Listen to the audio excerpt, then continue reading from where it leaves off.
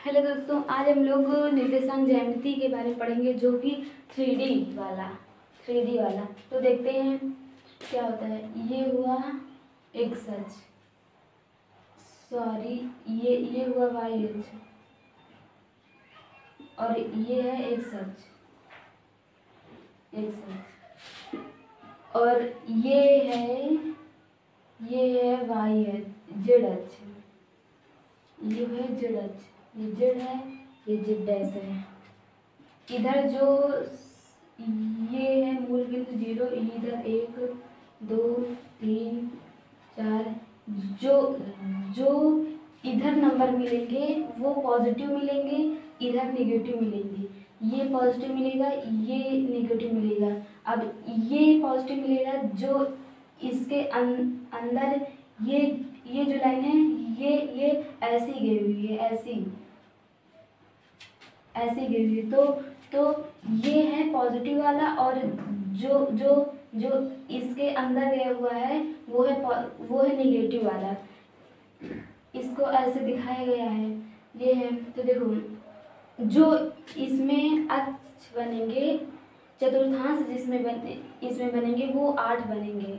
अष्टांश जिसे बोलते हैं, अष्टांश उसमें था, जिसमें सिर्फ एक्स अक्ष वाई अक्ष था, उसमें 4 था ना, सिर्फ 4 खाने थे, तो वो था चतुर्थांश। इसमें 8 है तो वो होगा अष्टांश। देखो कैसे 4, तो एक्स और वाई वाला 4 हो गया, देखो 1 2 3 4 हो गया, और एक ये बना दिया, 1 4 5 6 हुआ, और एक आगे 7 और एक पीछे 8 हुआ। अब देखो इसमें जो चिन्ह होते हैं वो क्या होंगे। जो पहला वाला होगा, देखो इसको लेंगे, ये आगे का खाना है और ये पीछे का है, तो इसमें जो होगा एक्स और वाई तो पॉजिटिव होंगे, और जो जेड होगा वो भी पॉजिटिव होगा। इसमें ये प्रथम है, और ये देखो एक्स नेगेटिव होगा, इसमें वाई पॉजिटिव होगा, और जेड भी पॉजिटिव होगा इसमें द्वितीय वाले में। अब जो तृतीय वाले में होगा उसमें एक्स नेगेटिव होगा, वाई भी नेगेटिव होगा, और जो जेड होगा वो पॉजिटिव होगा। और चौथे वाले में जो एक्स होगा वो पॉजिटिव होगा, और वाई नेगेटिव होगा, और जेड जो होगा वो पॉजिटिव होगा। ये हुआ, ये पहला हुआ, ये दूसरा हुआ, ये तीसरा हुआ, ये चौथा हुआ। अब 5वां देखेंगे, पांचवें वाले में देखो जेड नेगेटिव होगा बस, और जो है सब वही रहेगा। देखो एक्स वाई वही रहेंगे, जेड से नेगेटिव होगा बस। इसमें देखो ये एक्स पॉजिटिव है, वाई भी पॉजिटिव है, जेड नेगेटिव हो जाएगा इसमें। ये 5वां है। 6वें में देखो एक्स नेगेटिव, वाई पॉजिटिव, और जेड नेगेटिव, ये 6वां है। और इसमें देखो क्या होगा, एक्स नेगेटिव होगा, वाई भी नेगेटिव होगा, जेड भी नेगेटिव होगा। ये 7वां है। अब 8वें में जो होगा वो एक्स पॉजिटिव होगा, वाई नेगेटिव होगा, जेड भी नेगेटिव होगा। ये हुआ। अब देखो जो उसमें हम लोग पॉइंट्स को दर्शाते थे वो एक्स वाई के रूप में दर्शाते थे, लेकिन इसमें जो दर्शाएंगे वो होगा एक्स वाई जेड के रूप में दर्शाएंगे। ये दर्शाएंगे। देखो अब जैसे कोई बिंदु एक्स अक्ष पर है, तो उसमें जो वाई का मान, देखो एक्स अगर कोई बिंदु एक्स अक्ष पर है तो उसमें वाई का मान और जेड का मान 0 होगा। अगर कोई बिंदु वाई अक्ष पे तो है तो वो जेड का मान, वो एक्स और जेड का मान 0 होगा, और वाई का मान 0 होगा, वो होगा। अगर कोई बिंदु जेड अक्ष पे है तो उसमें एक्स और वाई का मान 0 होगा। अगर कोई बिंदु एक्स वाई तल पे है, एक्स वाई तल पे है तो उसमें जेड का मान 0 होगा। ये हुआ। अब जैसे बिंदुओं को कैसे दर्शाना है, तो देखो अगर बोलेगा कि देखो अगर अष्टांश बोलेगा, कोई निर्देशांक दे दिए, मतलब दे दिए 1 2 -4, ये दे दिया निर्देशांक, इसको बोलेगा कि इसको बताइए कौन से तल पे होगा, मतलब कौन से अष्टांश में ये पाया जाएगा। तो देखो ये x है, ये y है, ये z है। x का मान पॉजिटिव है, y भी पॉजिटिव है, ये z निगेटिव है। तो पॉजिटिव पॉजिटिव निगेटिव कहाँ पाया जाएगा बताइए? Positive positive negative, positive positive negative कहाँ पाया जाएगा? ये 5वें में पाया जाएगी ना। तो ये 5वें वाले अष्टांश में है। तो ये हो गया। अब चलते हैं सूत्र में। अब देखो उसमें था तो सूत्र x और y के हिसाब से थे। अब इसमें जो होगा वो x y z के हिसाब से होगा। तो देखो पहले देखेंगे हम लोग दूरी सूत्र। पहला क्या होगा? दूरी सूत्र। जैसे दे दिया, ये कोई रेखा गई है, लाइन गई है, ये बिंदु A है, ये B है, इसके निर्देशांक है x1, y1, z1 और इसके निर्देशांक है x2, y2, z2। ये है। तो A और B के बीच की दूरी बताओ। तो इसका सूत्र क्या होता है? वही होगा, सिर्फ इसमें देखो AB, ये क्या होगा? अंडर रूट में क्या होगा? उसमें था तो x2 - x1, देखो x2 - x1 का whole square plus y2 - y1 का होल स्क्वायर। लेकिन इसमें z जो है वो बढ़ गए, तो इसमें क्या होगा? z2 - z1 का होल स्क्वायर। यही होगा दूरी सूत्र। अब देखो तो अब एग्जाम्पल जैसे ये रेखा दे दी है AB, इसके निर्देशांक हो गए 1 2 -4 और इसके हो गए -1 2 6। ये हो गए। तो आप बताना है A और B के बीच की दूरी। तो देखो क्या होगा? AB जो होगा वो क्या होगा? सूत्र है x1 x2 - x1 का whole square plus y2 - y1 का whole square plus z2 - z1 का whole square.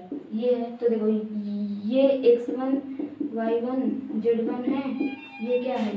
x2 y2 z2 ये है। तो देखो अब सूत्र क्या होगा? ये सूत्र रखो x2 - x1 -1 और इसका प्लस y2 - y1 2 - 2 का square plus z2 - z1 6 - 1 plus 4। इसका क्या होगा? -2 का स्क्वायर प्लस ये 0 का प्लस 6 4 10 का 2 दूना 4 प्लस 10 दाम 100। तो ये हो जाएगा 104 यूनिट दूरी ना, तो वो यूनिट होंगी। अब चलते हैं, ये हुआ दूरी सूत्र। अब चलते हैं विभाजन सूत्र में। विभाजन में मैंने आपको बताया था कि 2 प्रकार का विभाजन इसमें भी होता है।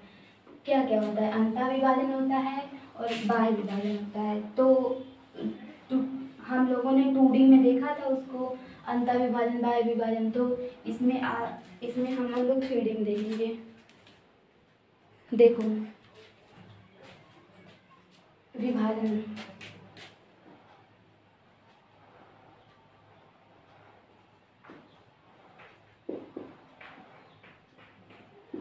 विभाजन सूत्र क्या होगा? 2 प्रकार का होता है। तो पहले देखेंगे अंतः विभाजन। अंतः विभाजन देखो, जैसे ये एक दे दी है रेखा A B, इसको एक बिंदु जो है पी है वो इसको अंदर से m अनुपात n में विभाजित कर रहा है और इसके निर्देशांक है x1, y1, z1 और इसके निर्देशांक है x2, y2, z2। तो p के निर्देशांक निकालना है। अंतर विभाजित करने वाले बिंदु p के निर्देशांक ज्ञात करना है। तो देखो वो क्या होगा, p क्या होगा, mx2 plus nx1 upon m plus n comma my2 plus ny1 upon m plus n और mz2 plus nz1 upon m plus n। ये होगा, ये देखो इसके मान लो यहाँ पे x y z रहा होगा तो इसके स्थान पर x y z रख दो तो यही मिलेगा यहाँ पे। अब एग्जांपल लिख देते हैं। जैसे एक रेखा है AB, इसका है 1 2 3 और इसका है 4 2 -1। ये है, इसको ये वाला बिंदु क्यों है जो इसको दो अनुपात एक के अनुपात में विभाजित कर रहा है। तो बिंदु क्यों के निर्देशांक यहाँ ज्ञात करना है। अंतर विभाजित कर रहा है तो ये वाला सूत्र लगेगा। तो देखो क्यों के निर्देशांक के लिए यहाँ क्या होगा, ये है m, ये है n, ये x1 y1 z1, ये x2 y2 z2। तो क्या होता है m into x1 4 plus n into x2 sorry ये x1 upon m plus n और ये हो गया m इंटू y1, ये y2 plus n into y1 upon m plus n और ये हो गया m इंटू z1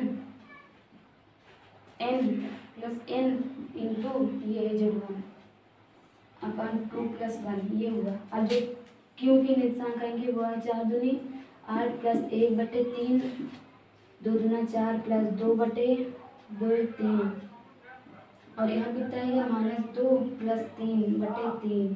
अब जो यहाँ पे आएगा 8 1 9/3 4 2 6/3 यहाँ आएगा 1/3। यही होगा बिंदु क्यों के निर्देशांक। अब चलते हैं बाह्य विभाजन में। अंतर विभाजन हो गया, हम चलते हैं बाह्य विभाजन में। तो इसको इरेज कर रहे हैं। देखो बाह्य विभाजन में जो होगा वो रेखाखंड को बाहर से विभाजित करेगा किसी न किसी अनुपात में। तो देखो दूसरा है बाह्य विभाजन। बाह्य विभाजन क्या होता है, जैसे ये एक रेखाखंड AB हुआ, इसको एक बिंदु R जो है वो बाहर से विभाजित कर रहा है। कितने में विभाजित कर रहा है, m अनुपात n में विभाजित कर रहा है। और इसका वो होगा क्या, निर्देशांक होगा x1, y1, z1 और इसका होगा b का होगा x2, y2, z2। तो यहाँ पे r का निर्देशांक निकालना है। तो ये m है, ये n है, x1 y1 z1 है, x2 y2 z2। तो देखो बाह्य विभाजन में क्या होता है, r का निकालना है। तो mx2 माइनस लग जाएगा nx1 upon m plus m और my2 माइनस लग जाएगा ny1 upon m plus n। Sorry यहाँ पे भी माइनस रहेगा, यहाँ पे भी माइनस रहेगा। और होगा क्या होगा mz2 माइनस n, ये है x2 y2 z2 और ये है nz1 upon m minus n। ये जो होगा ये r का निर्देशांक होगा। अब चलते हैं एग्जाम्पल में। एग्जाम्पल में देखो, जैसे ये एक रेखा है, पी क्यू रेखा है, इसका निर्देशांक है x1 1 3 माइनस 4, इसका निर्देशांक है 2 2 1 1। ये है, इसको एक बिंदु ए जो ए है वो इसको बाहर से विभाजित कर रहा है 3:2 में विभाजित कर रहा है। तो देखो इसका निर्देशांक निकालना है, तो ये m है, ये n है, ये x1 y1 z1 है, ये x2 y2 z2। तो देखो a का निकालना है ना, तो देखो क्या होगा, m कितना है 3 है, इंटू x2 कितना है 2 है, माइनस n कितना है 2 है, इंटू x1 1 है, तो ये 3 minus 2 comma 3m into y2 minus n into y1 upon 3 minus 2। और क्या होगा m into z2 minus n into z1 upon m minus n। ये होगा। अब इसको सॉल्व करते हैं, 2 6 माइनस 2 अपॉन 1, ये क्या होगा 3 माइनस 3 6 1, ये क्या होगा 3 माइनस प्लस 4 दूनी 8 1। तो a का जो निर्देशांक आएगा वो 4 माइनस 3 8 9 10 11, ये आएगा निर्देशांक। तो ये हो गया। अब चलते हैं किसी भी रेखा खंड रेखा का मध्य बिंदु के निर्देशांक। उसमें देखा था तो वो 2D का था, इसमें देखेंगे वो 3D का होगा। तो देखो सूत्र वही रहता है, सिर्फ z का बदल जाता है बस। मध्य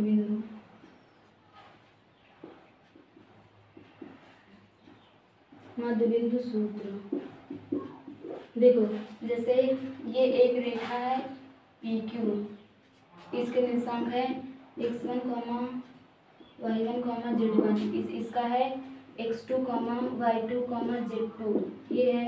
और ये इसका मध्य बिंदु क्या है, R है, मध्य बिंदु R है। तो इसका निर्देशांक निकालना है।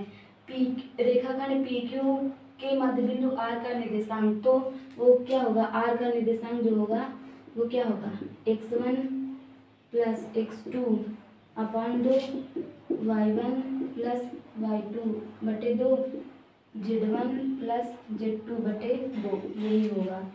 सिर्फ इसका बढ़ जाएगा, नहीं तो सब वही रहेगा। अब एग्जाम्पल में देखते हैं। ये एक रेखा है AB, इसका निशान है 2, 1, -1, इसका है 3, 1, -2। अब इसका मध्य बिंदु C है, इसका निर्देशांक ज्ञात करना है। तो मध्य बिंदु का सूत्र क्या होता है, 2 प्लस 3 बटे 2, 1 प्लस 1 बटे 2, -1 माइनस 2 बटे 2। क्या होगा 3 2 5 बटे 2, ये 2 बटे 2, और ये क्या होगा -3 बटे 2। तो ये क्या होगा 5 बटे 2 1 -3 बटे 2, यही होगा C के निर्देशांक। अब चलते हैं, कोई भी त्रिभुज दिया रहेगा उसका उसके केंद्र के निर्देशांक क्या होंगे। केंद्र के निर्देशांक उसमें जैसे हम लोग निकालते थे केंद्र, बस इसमें भी वही करेंगे, बस वो 2D था, इसमें z एक आ जाएगा। तो देखो मान लो ये एक त्रिभुज है, क्या है ये एक, क्या है एक त्रिभुज है, त्रिभुज ये A है, ये B है, ये C है। तो ये है x1 y1 z1 है, ये है x2 y2 z2, ये है x3 y3 z3, ये है। तो इसका केंद्रक O का निर्देशांक क्या होगा, त्रिभुज के केंद्रक, ये त्रिभुज ए बी सी का केंद्रक